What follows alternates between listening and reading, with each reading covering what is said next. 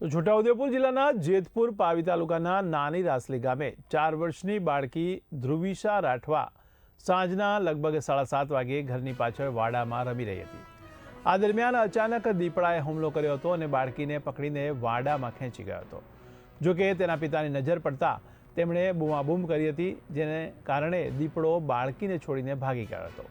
ત્યારબાદ બાળકીને પાવી જેતપુર સરકારી હોસ્પિટલ લઈ જવામાં આવી હતી અને ડોક્ટરો દ્વારા તપાસ કરી સારવાર કરવામાં આવી હતી।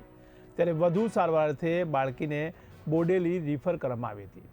આ ઘટનાની જાણ ફોરેસ્ટ વિભાગને થતાં તાત્કાલિક ફોરેસ્ટ વિભાગના કર્મચારીઓ પણ ઘટના સ્થળે પહોંચી ગયા હતા અને દીપડાને પકડવા માટે પાંજરાઓ ગોઠવી દેવામાં આવ્યા હતા અને ટ્રેપ કેમેરા ગોઠવી દેવામાં આવ્યા હતા। આ બનાવને લઈને ઘટના સ્થળે લોકોના પણ ટોળે ટોળા ઉમટી પડ્યા હતા। ત્યારે આ ઘટનાને લઈને લોકોમાં પણ હવે ભયનો માહોલ જોવા મળી રહ્યો છે। છોકરી અહીંયા રમી રહી હતી વાડામાં અને ત્યાંથી આવીને પછી હાથ પગ ધોતી હતી અહીંયા, અને એની મમ્મી અહીંયા રોટલા બનાવતી હતી અને એની મમ્મી ઘરમાં મહી બેઠી અને દીપડો આ બાજુથી આવીને છોકરીને લઈને ભાગી ગયો। પછી એના પપ્પા બૂમ પાડી અને એના પપ્પા પછી છોકરીને હોધવા ગયા। પછી રીંગણીઓમાંથી હોધીને લાવ્યા।